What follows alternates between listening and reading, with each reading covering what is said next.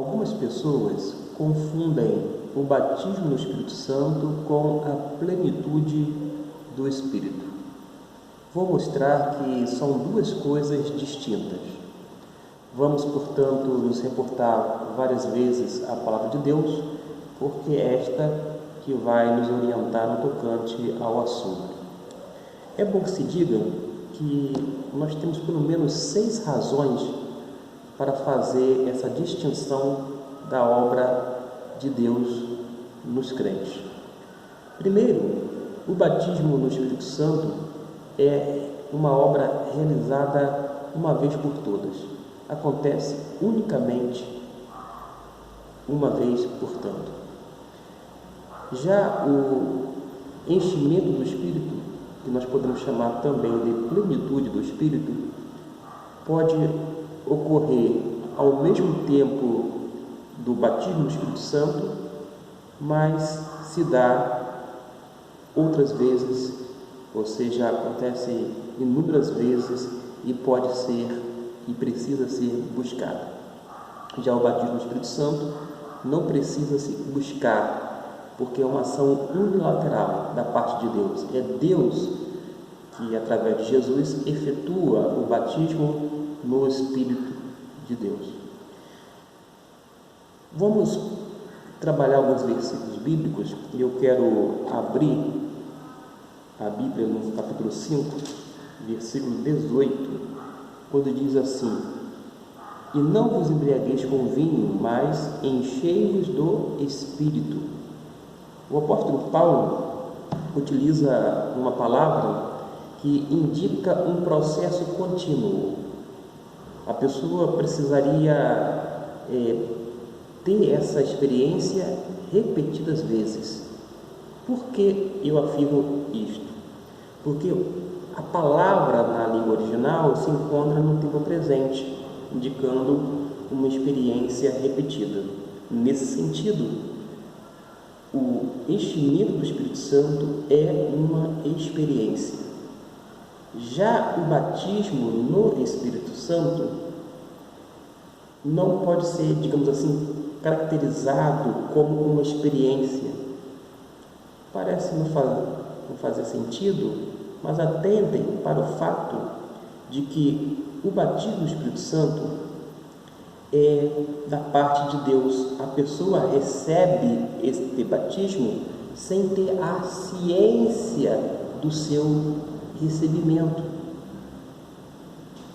A razão é porque foi um dom prometido por Deus e Ele cumpre tal promessa, mas a pessoa não precisa fazer absolutamente nada para galgar ou conquistar ou adquirir ou ainda, no popular, experimentar esse batismo do Espírito Santo. É Jesus que efetua esse batismo do crente no Espírito. Independe da pessoa e necessariamente ela não precisa ter a consciência de que ocorreu o batismo naquele exato momento. Por quê? Porque nós vamos aprender na Bíblia e com ela que nós fomos justificados pela fé quando nos convertemos. Ora, quando nós nos convertemos, ninguém teve a impressão ou o sentimento de que nós fomos justificados e nós tivemos então essa compreensão exata do que aconteceu naquele momento onde o ser divino nos regenerou e ao mesmo tempo nos justificou, isto é, nos declarou justo. Nós tínhamos essa compreensão quando nos convertemos de que ocorreu um novo nascimento, uma série de transformações, inclusive a justificação? Nós não tínhamos, mas nós aprendemos com a Bíblia, e a Bíblia mostra o que aconteceu ou ocorreu no ato da conversão. Da mesma forma, o que a gente chama aqui da santificação, que via de regra é chamada de um processo, mas vai iniciar justamente no ato de conversão. Mas quando nós nos convertemos, nós não tínhamos essa ciência. Agora eu estou sendo santificado, eu agora fui justificado pela fé em Cristo, agora ocorreu um novo nascimento, é da água do Espírito. Nós não temos essa informação, essa noção, melhor dizendo, no ato de conversão, mas nós aprendemos com a Bíblia. Aí quando a gente olha para trás, a gente vê esse mover de Deus, Deus trabalhando na nossa mente, no nosso coração, atuando constantemente para que o seu querer venha ser realizado na nossa vida. Então a gente vai ver que o batismo do Espírito Santo ocorreu uma única vez e acontece uma vez por toda na vida do crente. E depois vamos aprender que esse enchimento pode ser repetido. Em relação àquela afirmação de que o batismo do Espírito Santo não é experimental, eu preciso fazer uma colocação que eu julgo necessária. Por que não é experimental? Por causa que é uma ação unilateral da parte de Deus. Deus realiza essa obra na nossa vida sem que a pessoa saiba. É isto. O batismo é diferente do enchimento do Espírito, porque no enchimento do Espírito já existe uma ordem. A pessoa já foi batizada no Espírito e tem essa ordem de ser cheia do Espírito Santo, ser cheio repetidas vezes e de maneira contínua. Em terceiro lugar, não há uma ordem para que alguém seja batizado no Espírito. Em nenhum momento a gente vai encontrar no Novo Testamento uma ordenança da parte de Jesus, tampouco da parte dos apóstolos, falando: olha, vocês precisam buscar ser batizados, vocês precisam fazer alguma coisa, adotar um expediente para que vocês venham experimentar, entre aspas. Não. Como eu disse, foi um dom prometido e depois é efetuado pela pessoa de Jesus. Não é necessariamente que a pessoa tenha noção no exato momento do que aconteceu, mas depois, à luz da Bíblia, mediante um estudo sério, criterioso, ela chega à compreensão de que ela já foi batizada no Espírito Santo, porém não há um mandamento: vocês precisam buscar o batismo do Espírito Santo. Não existe. Agora existe uma ordem para ser cheio do Espírito Santo, conforme já foi lido aqui. Em quarto, o batismo do Espírito Santo é universal e também, além de ser universal, ele ocorre entre todos os cristãos. É uma ação ou uma obra democrática. Ocorreu, na verdade, o que a gente chama de democratização do Espírito. Todos somos batizados no Espírito. Ninguém fica de fora. Não há exceção.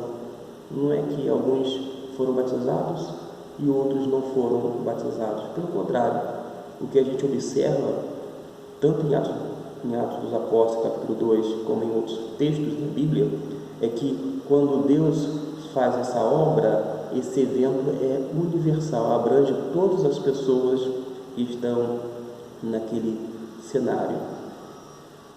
O batismo do Espírito Santo é universal entre os cristãos, mas ficar cheio do Espírito Santo não é universal, porque algumas pessoas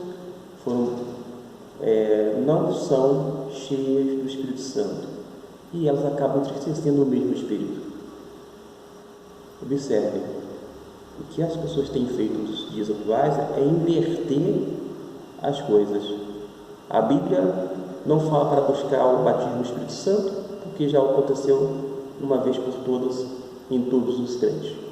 Por sua vez, ela manda se encher do Espírito Santo. Mas hoje em dia as pessoas estão buscando algo que não é para ser buscado, e no tocante àquela ordem do enchimento, faz pouco caso, dá de ombros, não está nem aí.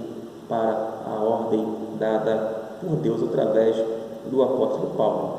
E se há uma ordem apostólica, um escrito, no versículo 5, capítulo 5, versículo 18, um escrito divino, inspirado pelo Espírito Santo, deve ser acatado por todos os crentes. Mas ainda quero trabalhar, além dessa ordem de ser cheio do Espírito Santo e de não ter ordem alguma para se buscar o batismo no Espírito Santo, o batismo no Espírito Santo é totalmente diferente dos resultados em relação ao enchimento do Espírito Santo. Porque o batismo no Espírito Santo nos une ao corpo de Cristo, nos faz parte deste corpo, isto é, da igreja.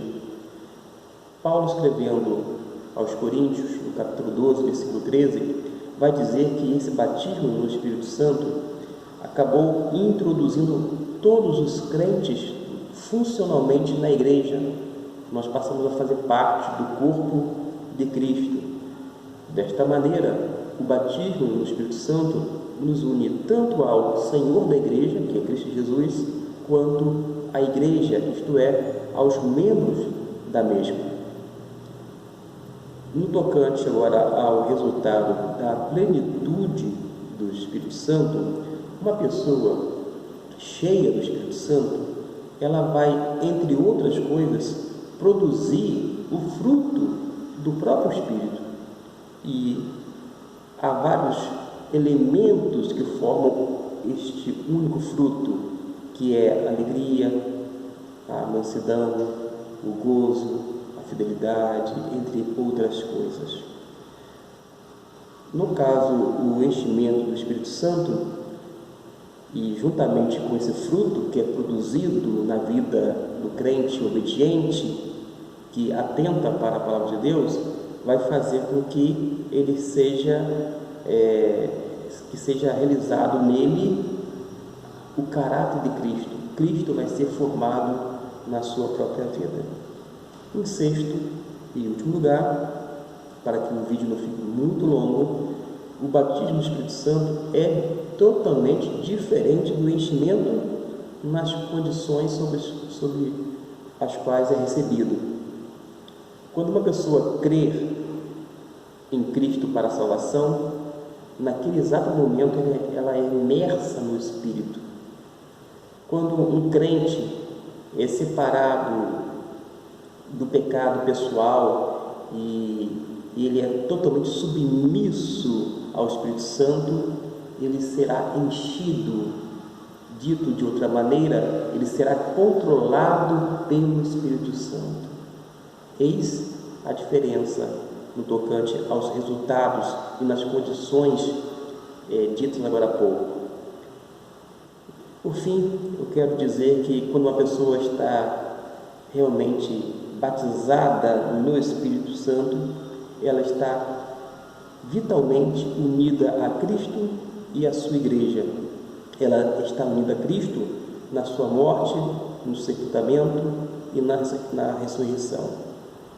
E esse ato que vai dar ao crente uma posição exaltada para formar uma base de santificação, de modo que ela vem viver exclusivamente para Cristo Jesus, mas vivendo vitoriosamente, porque além de ser imersa no Espírito, ela se encontra em Cristo Jesus.